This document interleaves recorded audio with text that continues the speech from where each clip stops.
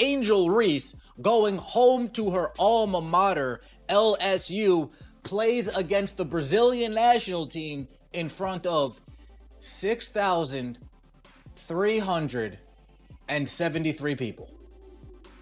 6,373 people. This is an arena that holds 13,000 people. What happens when a self-described draw in women's basketball goes back to her winning school? You would anticipate crowded stands, boisterous cheers, and hard-to-find tickets, wouldn't you? The LSU homecoming of Angel Reese revealed something completely different. Angel Reese fans, LSU fans, all of you who tell us, oh my God, what a big superstar. Oh my God, transcendent. Oh my goodness, generational. Oh my goodness, so on and so forth. You guys do all the talking, all the yapping. Twitter fingers turn to can't even show up and buy ticket fingers. The nostalgic return of a national champion and extremely low ticket prices notwithstanding, the Pete Maravich Assembly Center sat half empty during the Chicago Sky's preseason matchup with the Brazilian national team. The same structure that bellowed. Reese's college career abruptly came to an end when she returned as a professional. Was it all just mirrors and smoke? I assumed that others also keep an eye out for her. In all of this, what were the opinions of Angel Reese's mother and her new coach, Tyler Marsh? Comment, CC is the GOAT, below if you ride with Clark. Come on. Yeah, we're gonna eat good this year. How about another McBrick? Bang! Your local McDonald's, you can order the Angel Reese special, you get the combo meal, you get the bang bang! Hey, get her a credit card, with the reward points, cause she loves to travel! Bang! When a national champion goes back home, what happens? For the majority of stars, it's a celebration that includes celebration, crowded booths, and enough energy to run a small city. Was completely different for Angel Reese. Recall Angel Reese's audacious assertion that she is the reason people watch women's basketball with Clark, Caitlin. For weeks, those remarks reverberated throughout the sports media. Reese presented herself as an equal draw, implying that fans are just as interested in her as they are in Clark. Was a significant assertion that raised expectations. Eager for her to return to LSU. Angel Reese is now quoted as saying, I'll look back in 20 years and be like, yeah, the reason why we're watching women's basketball is not just because of one person. She refuses to say Caitlin Clark's name. It's because of me too, and I want you to realize that. Reese's alma mater will host a preseason game between the Chicago Sky and the Brazilian national team. Mater. The ideal tale of homecoming.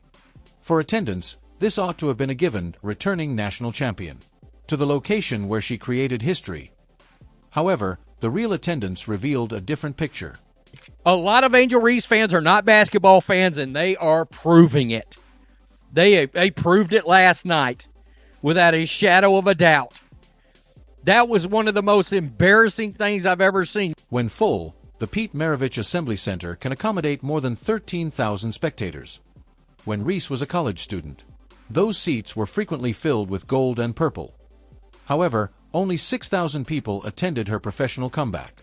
Parts of the arena are obviously empty because that is less than half of its capacity. They did not even halfway fill that place up last night. So the narrative about people are watching for Me Too, people are showing up for Me Too, that narrative is, don't let anybody try to blow smoke up your ass. The cost of the tickets is what makes this even more unexpected. On some resale, fans could enter for as little as $11. Websites, $11. That is less expensive than the majority of modern movie tickets. Thousands of seats remained empty despite such affordable prices.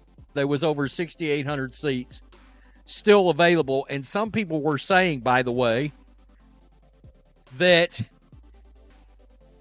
literally there were some $15 tickets out there. Social media took notice of the attendance problem right away. One user commented, "Yo, it's empty in there."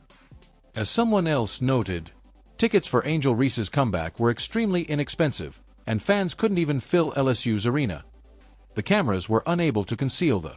During the broadcast, they panned over areas of empty seats to reveal the truth. This lack of attendance raises Reese's marketability is seriously questioned. She has positioned herself and landed significant endorsement deals as a basketball legend, but she was unable to sell out her home arena. The difference between her perceived draw, it is impossible to ignore the actual numbers. Reese's assertion that he is a major is directly refuted by the empty seats. Why women's basketball is watched by fans? Wouldn't her homecoming be the most sought-after event in Baton Rouge if that were the case? The figures are self-evident. We're going to point this out because Angel decided to come out and she said, I'm going to play the victim. Or, well, the victim, yeah, and the villain. People are watching for me too. No, they're not. No, they're not. Naturally, the half-empty arena quickly became the subject of criticism on social media. Additionally, fans got an unexpected reaction when they began to draw attention to the evident attendance problem. Not from Angel herself, but rather from her mother, who defended her daughter by tweeting that only increased the fire's fuel. Angel Reese's mother left when pictures of vacant seats appeared on social media. Quiet. Her answer. It only exacerbated the situation. Angel's mother jumped into the fray as LSU supporters pointed out those empty sections. Twitter engaged in a defensive comeback that was utterly ineffective. Instead of dealing with the disappointing turnout, she decided to divert attention. Angel Reese's mother has gone on the offensive and called out Caitlin Clark fans for pointing out attendance. And I just don't see the point in this. I don't see the point in this. The exact text of her tweet was, "That certain fan base looking in the stands celebrating attendance while others are looking up in. The championship banners on the rafters, we are not the same, a different year. The same bigots. Enjoy your wonderful day." It wasn't subtle. Everyone was aware of the specific fan base she was referring to. The direct allusion to Caitlin. It seemed as though Clark supporters were dismissive and defensive, rather than recognizing the valid. She attempted to create a false equivalency because she was shocked that a hometown hero couldn't fill half an arena. Between championship banners and attendance figures, there is no argument to be made. We heard it from Chinea Wumake as well. We've heard it from a lot of people. Like, there's no argument to be made that there is a needle. There is a needle. The issue. In fact, the tweet brought attention to the very problem she was trying to avoid. The obvious inconsistencies were promptly brought to light by social media users. A fan responded by saying that her daughter was playing in that. "I'm crying because the empty arena got her so tight that she had to swing at us." You have literally got a parent of a player in the WNBA flexing winning a college ring, while instead of, because people are calling out attendance. These people are calling out attendance, and the only reason people are calling out attendance is because Angel said the whole "people watching for me too." Others pointed out the most unsettling reality. Wouldn't it be more beneficial if you focused your animosity on how this year's LSU games were packed, but this one wasn't? This summed up the main problem perfectly. When Reese was a college student, every time LSU packed the house. Why, then, was her return to the WNBA not met with the same fervor? But people have not shown up to watch her play basketball, and that is a fact. Like, people do not really show up to watch Angel Reese play basketball. And I do think that there's a, not that there's a reason for it, but I do think that that can be, that's something that you can mention when the "people are watching for me too" statement has come out of her mouth. The defensive mother-daughter approach backfired spectacularly. Rather than silencing critics, it intensified the discourse. Regarding Reese's real ability to draw it in the professional world, the championship banner argument was not very persuasive. Context. WNBA star power does not always follow from college accomplishments. The second you go to college, what you did in high school doesn't matter. The second you set foot in the pros, what you did in college does not matter. Furthermore, the attempt to shift the topic merely brought attention to the discrepancy between reality and perception. You've already lost the argument if you have to remind people of the glory of the past when the current attendance is unsatisfactory. The larger problem at hand was perfectly captured in the Twitter defense.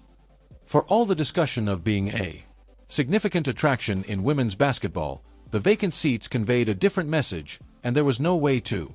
Those empty seats in the stands could be filled with championship banners. By contrast, Reese's shooting woes drew criticism. She finished 30th in 2-point percentage at 40%. God. 29th in 3-point percentage, 18.8. And her effective field goal percentage was a league low 39.5%. That's crazy as hell. And I don't want to hear nothing about a big. We're going to take a look at something. Even from the free throw line, often a reliable scoring source for bigs, she landed 27th. Considering most of Reese's shots come from close to the rim, Reese faces additional difficulties as she begins her second year of school, which coincides with this attendance disappointment. WNBA season. Her role as a player in Chicago is about to change significantly, which could make things more difficult. Her path to fame. Angel Reese's new coach has a plan that could make it even more difficult for her to fill seats. For her to shine, is it a coincidence? Tyler Marsh, the new head coach of the Chicago Sky, isn't merely altering the team's tactics. Angel Reese's role on the court is entirely being reimagined by him. The player who established herself as a formidable force beneath the basket is being taken out of her comfort zone. Marsh wants to take Reese off the paint and turn her into a stretch 4 player, and shoving her in the direction of the edge. Setting the line at 3.5 hop skippity doo 3000s this year, okay? Chicken fingers? Butterfingers? Butter? Butter pecan? Burn! Na boo boo, you can't get me. Look at me now, I'm soaring through the air like a flying giraffe. Bang! Sometimes I think she closes her eyes and says, F it, the rim's up there somewhere. Bang! Let's throw it back to the greatest layup ever known to mankind, the scoopity poop layup. How about it? Bang! Professional athlete, by the way. She's got more podcast episodes, 30, than double-doubles, 26. Can't make it up. Bang! This is a significant modification to her entire game, not a small tweak. During her time in college, Reese established herself as a rebounding machine who could regularly record double-doubles during her rookie WNBA season. She became known for her aggressive play around the hoop, where she would grab rebounds, miss shots, and then get rebounds again, and making us all chuckle in our seats. It's just a fact. She is, it's more than a fact. She is not good at layups. But I was looking at her stats. I jotted some down right here, and she shoots an abysmal 39% from the field. She shot below 50% on shots less than 5 feet away, which is bad. And even worse than that is that shots from 5 to 9 feet, 13%. However, that may soon become obsolete. According to Marsh's new strategy, Reese will take mid-range jumpers and making more cuts off the ball. The issue? At best, her shooting efficiency is dubious. The previous season, Reese had the lowest percentage of any player in the WNBA to shoot from within 5 feet of the rim, at a pitiful 39.1%. Minutes. How will she perform from even farther away if she had trouble that close to the basket?